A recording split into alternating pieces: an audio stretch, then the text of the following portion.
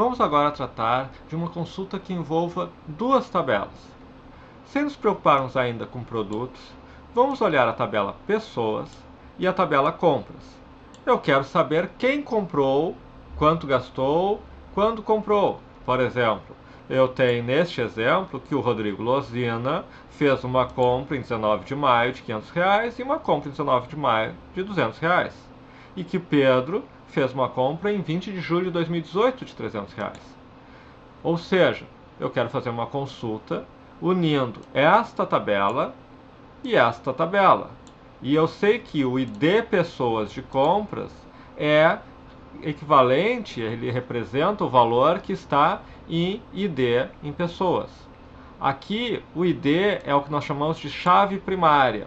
É o ponto onde eu uso aquela chave que diz, olha, se eu tiver um, eu sei que a entrada é tal. Se eu tiver dois, eu sei que a entrada é aquela outra.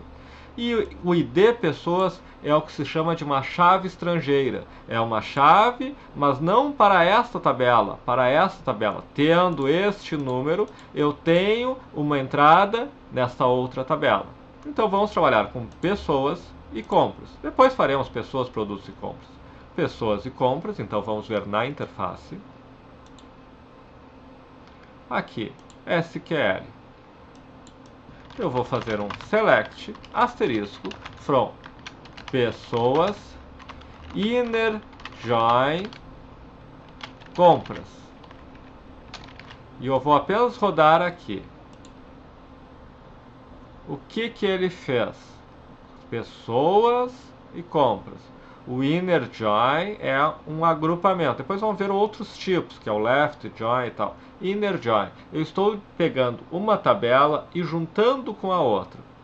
E observem aqui, eu tenho um Rodrigo tal, com esta entrada na tabela. Um Rodrigo tal, com a segunda entrada na tabela. Um Rodrigo com a terceira entrada na tabela.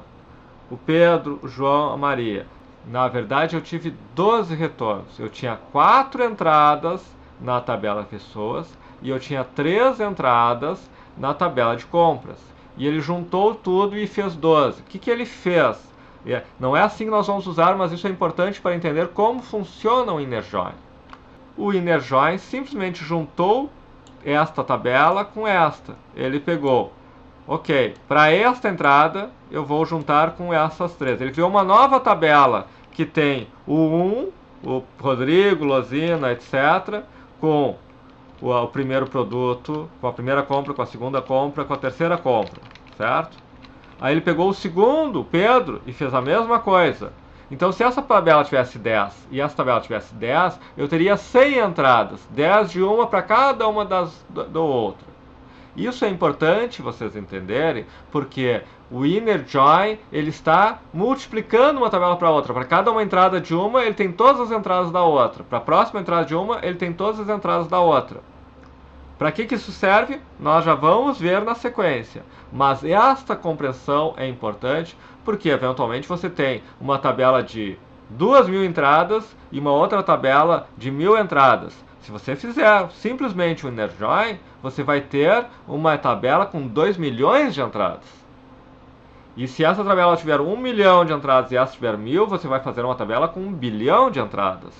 E, obviamente, consultas desse tipo é muito fácil você errar e fazer uma consulta que retorna um tamanho absurdo.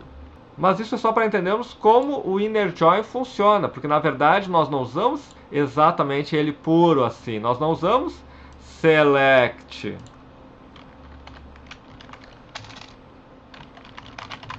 asterisco from pessoas inner join compras. Simplesmente nós fazemos isso ou naqueles casos em que pessoas.id for igual a compras.id pessoas.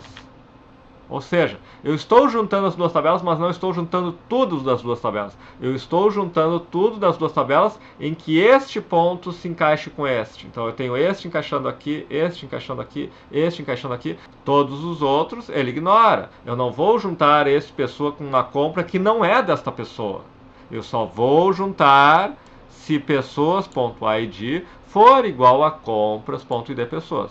Então aqui sim, quando nós juntamos, nós retornamos apenas 3. Nós retornamos todas as pessoas que tenham compras cujo pessoas.id for igual a compras.id pessoas. E o que nós tivemos? Nós tivemos uma tabela retornada que não é nenhuma das duas, é uma junção das duas. Tem todos os campos de uma, todos os campos de outra, e tem aqui o Rodrigo, porque o ID pessoas e o ID são iguais para esse produto. O Rodrigo, porque ID pessoas é igual a ID para o segundo produto. E o Pedro, porque encaixou aqui. E normalmente nossa consulta, então, é inclusive um pouquinho diferente. Ela é, normalmente, com a definição dos campos. Select, por exemplo, nós temos o compras, data, nós temos e valor, nós temos o pessoas, nome. Então eu posso ter pessoas.nome, vírgula, compras.data, vírgula, compras.valor, from pessoas, inner join, compras, on pessoas.id igual a compras.id pessoas. Vou marcar, que eu vou voltar para isso. E aí eu tenho o nome, a data e o valor da compra. Então, eu juntei as duas tabelas e fiz dessa forma. E tudo aquilo que nós vimos anteriormente continua valendo. Eu posso ter select, tal, from fulano, inner join fulano, on pessoas, where, por exemplo, pessoas.id igual a 1. Então ele vai retornar apenas do pessoas.id igual a 1. Ele vai retornar apenas as compras, todas elas, do Rodrigo. Embora a tabela Rodrigo só tenha uma entrada, a tabela compras tem duas entradas referente à compra de Rodrigo. E aqui eu tenho elas.